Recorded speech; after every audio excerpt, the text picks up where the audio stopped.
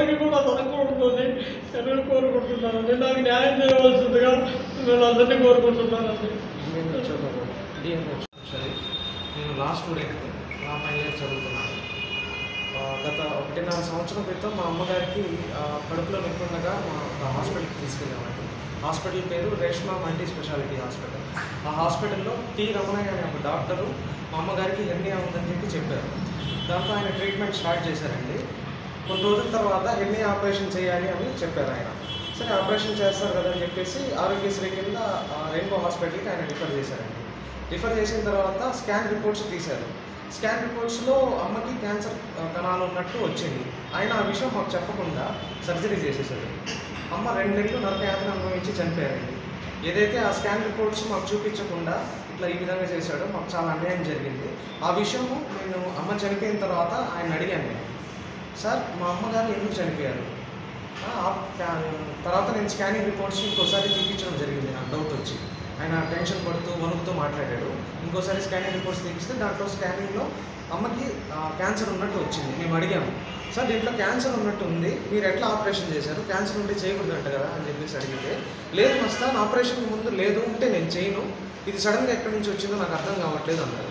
నేను అడిగాను, సరే సార్ మీరు సర్జరీకి ముందు ఏదైతే ఆ స్కాన్ రిపోర్ట్ ఉందో నాకు ఇవ్వండి, అది చూసి దాంట్లో మీరు చెప్పినట్టే క్యాన్సర్ లేకపోతే మేము సైలెంట్ అయిపోతాం సార్ అంటే, ఆయన లేదండి మా దగ్గర రిపోర్ట్ లేదు, విజయవాడకు పంపించేసాము, మా దగ్గర ఎందుకు ఉంటుంది, ఆరోగ్యశ్రీ వాళ్ళకి పంపించేసాం అన్నారు. రెయిన్బో హాస్పిటల్ వాళ్ళని అడిగితే అదే చెప్పారు. కానీ మాకు డౌట్ వచ్చి ఎక్కడైతే స్కాన్ రిపోర్ట్ తీశారో అక్కడికి వెళ్ళి ఆ స్కాన్ రిపోర్ట్ అనేది తీసుకొచ్చామండి. దాంట్లో చూస్తే సర్జరీకి ముందు క్యాన్సర్ ఉంది. ఇంకా దాంతో మేము సంబంధిత అధికారులను కలిసామండి. పోలీస్ డిపార్ట్మెంట్ని కలిసాము, కలెక్టర్ ఆఫీస్కి వెళ్ళాము. 1.5 సంవత్సరం తిరిగినా కూడా ఎవరు న్యాయం చేయలేదండి. ఏపీ మెడికల్ కౌన్సిల్ వాళ్ళని అప్రోచ్ చేశాము. వాళ్ళు ఎంక్వైరీ పెట్టి ఒక కమిటీని పెట్టి డాక్టర్స్తో వాళ్ళు తెలిసింది ఏంటంటే, ఈ డాక్టర్ క్యాన్సర్ ఉండగా ఇలా చేసాడు, ఇలా చేయకూడదని చెప్పి అతన్ని సస్పెండ్ చేశాడండి 3 months. ఆ 3 months సస్పెన్షన్ అనేది చాలా తక్కువ అండి. మాకు అది న్యాయమే కాదు అసలు. ఎందుకంటే అంతకుముందు చాలామందిని ఇలానే చేస్తున్నారు. దానికి సంబంధించిన ప్రూఫ్స్ నా దగ్గర కూడా ఉన్నాయి. నేను ఆ స్టేట్మెంట్స్ కూడా తీసుకొని ఉన్నాను. ఉందండి.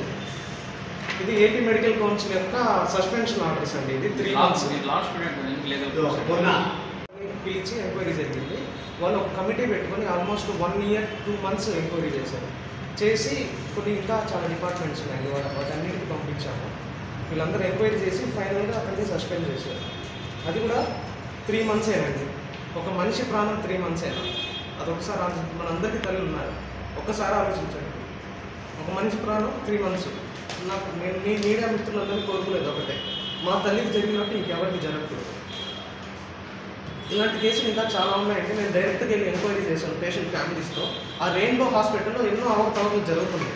ఎట్లా అంటే గవర్నమెంట్ నుంచి వచ్చిన డబ్బులు వాళ్ళు ఇస్తున్నట్టు ఒక ఫోటో తీసుకొని మళ్ళీ రిటర్న్ తీసుకుంటారు. అదొక క్రైమ్. చాలా ఇష్యూస్ జరుగుతున్నాయండి.